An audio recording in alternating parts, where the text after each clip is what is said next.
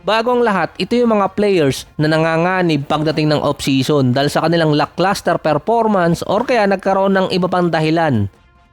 Nakasalalay sa season na to ang magiging transition nila for next year. Ang una dyan si Lonzo, ang second overall noong 2017. Officially, tumama na sa kanya ang sumpa ng second overall. Na-trade si Lonzo mula Bulls papuntang Cavaliers bago yung season. Nag-a-average pa siya ng 4 points, 4 rebounds, 4 assists per game na meron pa siyang lowest percentage sa kanyang career. 30% mula sa field at 27% sa 3-point area. Pero yung defense naman ni Lonzo andun pa rin. Kaya siya pinakawala ng Cavaliers dahil sa kanyang shooting percentage pero majority nun makaiwas ng tax. Nagkaroon ng multiple injury si Lonzo sa isang tuhod at nagkaroon din ng multiple surgery. Nang tinrade siya ng Cavaliers papuntang Jazz, binitawan din siya ng team. Expected na kukuha sana kay Lonzo ay Golden State or kaya itong Denver Nuggets. Ang problema kay Lonzo yung medical history niya. Kaya nag-back out yung mga teams tulad ng Warriors, lalo na yung Denver na frontrunner sa kanyang makakuha. Hindi ganong kasubok na ang tuhod ngayon ni Lonzo na pwede anytime mag-collapse ulit. Based sa mga insider, tapos na ang karir ni Lonzo dahil sa injury niya sa tuhod at isa pang rason, yung medical history niya. Walang mga teams ang gustong kumuha kay Lonzo dahil sa medical history ng tuhod niya na posibleng magpahirap din sa mga teams lalo na sa contract. Based din sa mga insider, kung makalaro man ulit si Lonzo or kaya makakuha ng kontrata, hindi na rin ganun tatagal. Parang pasulpot-sulpot na lang ang mangyayari sa kanya. Kahit si LeVar Ball, mukhang alam na yung pwede mangyari dito kay Lonzo. Minessage na si LaMelo para i-push na kunin si Lonzo ng Hornets. Ang spill kasi ni LeVar kay LaMelo at sa Hornets, magiging exciting ang team kung makukuha nila si Lonzo kasama si LaMelo. Kaso siya rin naman ang naging dahilan kung bakit nasira ang karir ng anak niya dahil sa sapatos na pinasuot niya. Sa ngayon, based sa mga report, ang nakikitang option ni Lonzo maglaro overseas at ang ligang pwedeng puntahan ngayon ni Lonzo, NBL Australia, kung saan naglaro din si LaMelo. Wala nadali talaga ng injury si Lonzo. Yun talaga yung nagpahirap sa kanya. Ang ganda na ng nilalaro niya dati sa Bulls bago siya na-injured. So ang Lakers naman nanalo kontra sa Golden State at nakuha nila yung tiebreaker. Kahit meron pang isang game na natitira. Ang player na posibleng last chance na sa NBA ngayon si DeAndre Ayton, ang 2018 number 1 overall. Mula 2010 hanggang 2019, 7 first overall pick ang nakapasok bilang All-Star. Pero 5 lang yung masasabing matibay na player. Si Zion ang isa sa mga exception dun dahil nga hirap siyang makalaro ng more than 40 or 50 games. Pero bumabawi naman kahit papaano. Si Ben Simmons naman hindi tumagal. Meron lang siyang 4 good years dito sa NBA bago siya binay-out at nawala din. Hindi tulad nung napili ng 2020 era, parang subok agad. Si DeAndre Ayton yung isang first overall pick na nasa mediocre run. Tumagal siya sa NBA, hindi siya naging all-star pero nakapag-finals naman.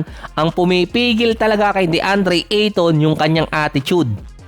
Sa 5 games after ng all-star, meron si DeAndre Ayton na 8 points, 8 rebounds, 0.4 blocks per game at nasa 51% sa field.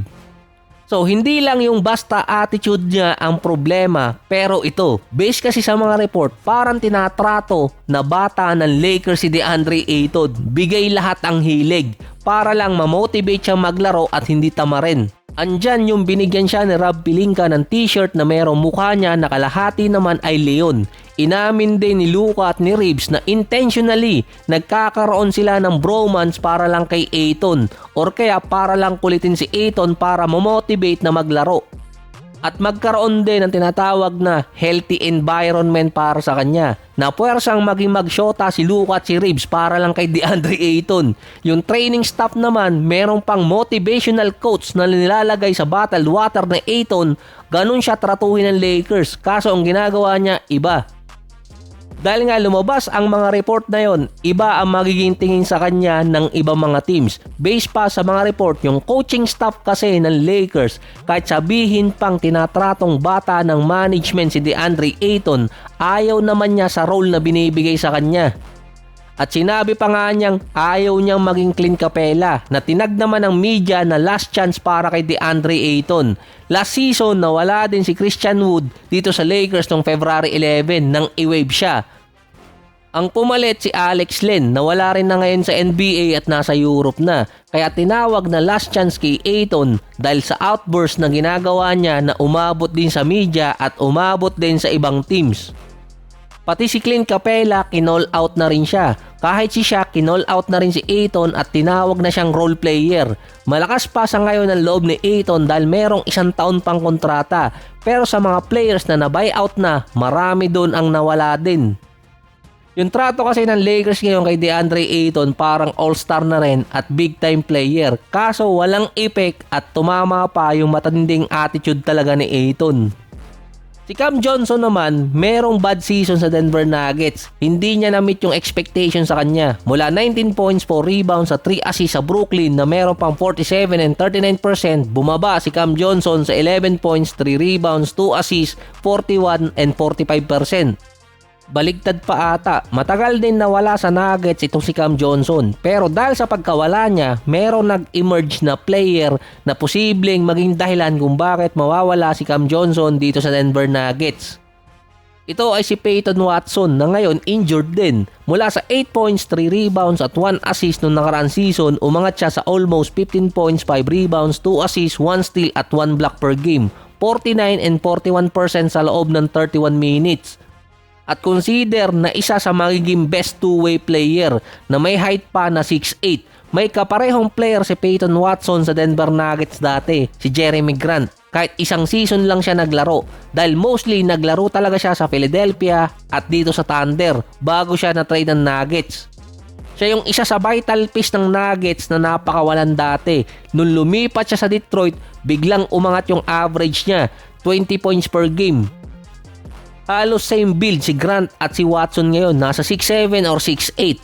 Para lang ma-retain ng Nuggets si Watson, kailangan nilang bitawan si Cam Johnson na merong 1 taon pang kontrata natitira. At si Watson ang isa sa magiging biggest free agent papasok ng July kahit pa restricted siya. Kahit kasi sinabi ng Denver na hindi nila bibitawan itong si Peyton Watson, pero kapag lumagpas ng 25 to 30 million ang kontratang i-o-offer sa kanya ng ibang team, mahihirapan doon ang Denver. Ang reason lang naman kaya kinuha si Cam Johnson para makatipid ng kontrata kay MPJ. Parang last chance na rin sa Nuggets na makipag-compete dahil sa kontratang nakaabang din kay Jokic. Dapat revenge season para kay Anthony Davis ngayong taon, kaso parang naging medical leave.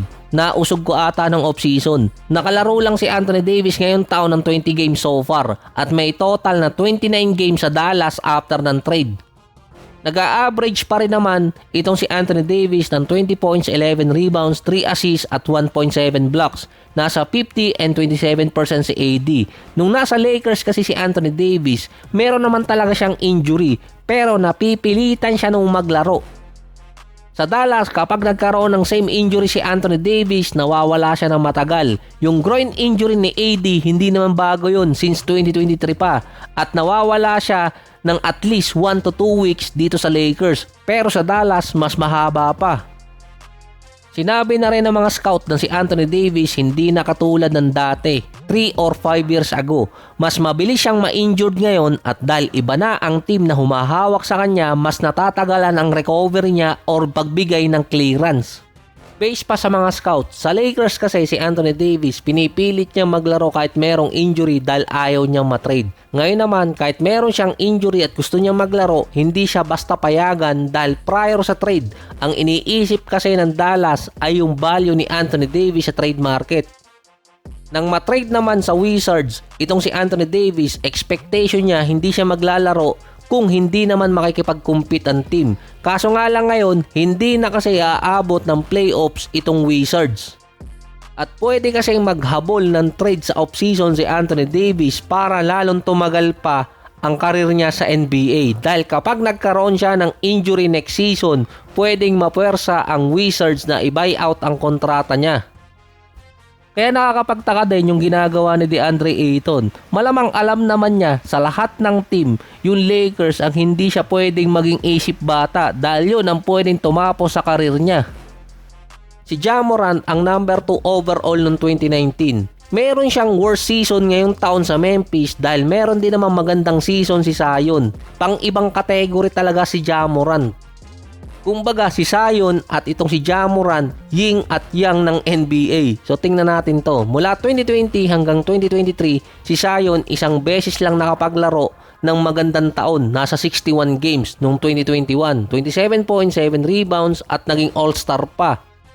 Pero natapos ang taon niya, na-injured din at nawala ng matagal. Ng 2024 season, nakalaro lang si Ja Morant dahil na-injured din siya after makabalik ng suspension. At ito rin yung matuturing na best season ni Zion sa kanyang career dahil nakalaro siya ng 70 games. Meron pa siyang almost 23 points, 5 rebounds at 5 assists.